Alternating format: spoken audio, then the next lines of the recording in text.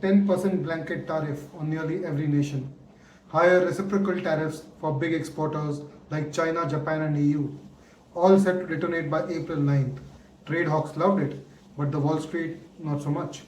And then, just hours before the tariffs drop, Trump slammed the brakes. The tariffs paused. No warning, no leaks, just a clean, sharp reversal. The government spins it as a negotiation strategy. But insiders, they are pointing fingers something far more powerful. The US Treasury bond market. The US Treasury bond market, it's a beast so massive, so quietly influential, and it is worth over $38 trillion. Imagine that. It is so big that it may have single handedly forced the White House to blink, and for that matter, Donald Trump to blink. This isn't just a story about tariffs, it's a lot more complex. With global stakes, invisible power plays, and a ticking economic time bomb which Trump is sitting on right now. No rollout, no retaliation, just absolute silence. The press parroted the same lines as just like the White House. It's to open the room for negotiations and to make better trade deals for America. But the markets knew better because they've been watching something else explode.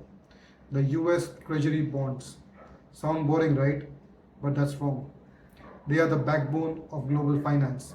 It's a $28 trillion behemoth that governments, billionaires, hedge funds, and central banks across the world all bow to. They are supposed to be safe, predictable, the gold standard of economic trust. But here's the twist. When bond yields spike, it means trouble. And after Trump tariffs announcement, yields were spiking fast. It had the opposite effect of what Trump had hoped.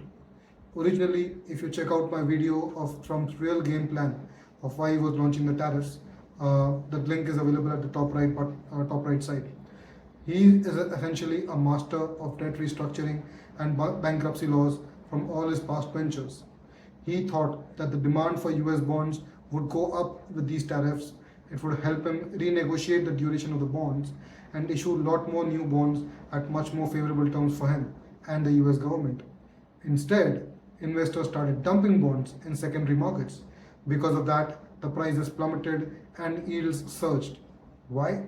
Because Trump's tariffs triggered uncertainty shockwaves throughout the system. Uncertainty means risk, and risk kills confidence in long term debt.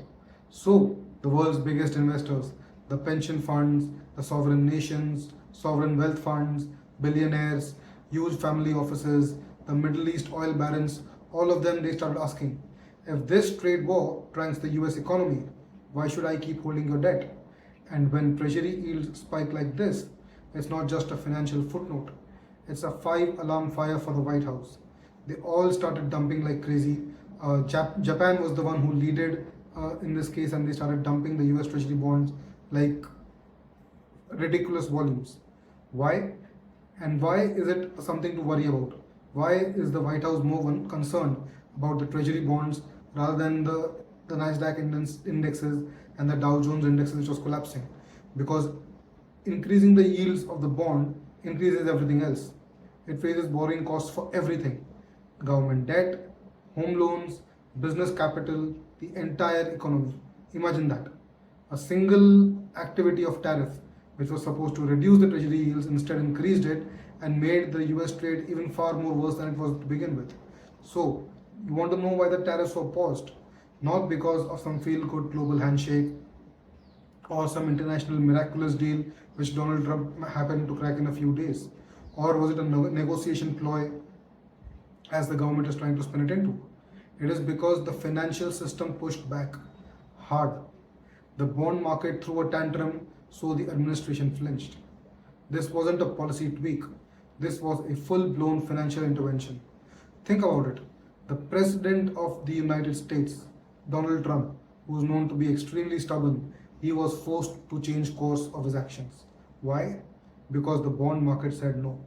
Sure, there were other pressures, like the financial markets were in complete turmoil and complete free fall. That definitely created a lot more tougher situation for him.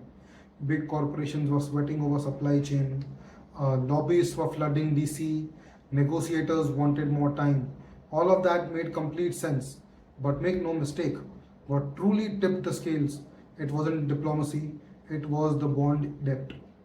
US Treasury bonds don't just fund government programs, they control global interest rates, currency values, financial market stability. It's essentially like a shadow government which is quite massive and absolutely ruthless when threatened. And the moment tariffs threatened economic growth, the shadow system responded the only way it knows how. It squeezed, and it squeezed extremely hard, that it almost pushed Donald Trump back and he had to pause the tariffs. So, what have we learned? What we have learned is that if there is something which is more powerful than the United States president, that is the power of the US government treasury bonds and the people who hold that. The trade wars don't just play out on TV, they play out in financial backrooms, on Bloomberg terminals, in billion-dollar decisions made in milliseconds. So, the next time you hear about tariffs, trade deficits, or presidential strategy, think about this for a second. What exactly are the implications, not just for the business market, not just for the trade market, not just for the financial markets? Think about the implication on the bond markets. Think about what's really moving the strings, who's actually pulling them. So that will kind of give you more answers regarding what's going to happen in the future. And if you like this video, this off the scene, behind the scenes breakdown, smash that like button, subscribe for more such videos, and hit the bell icon so I can keep sharing more such promising videos for you. So, and I would like to know your comments on the same. Did the markets really bully Trump into changing his course, or was it just a part of his master plan? Let me know your thoughts in the comments, and I'll see you in the next one.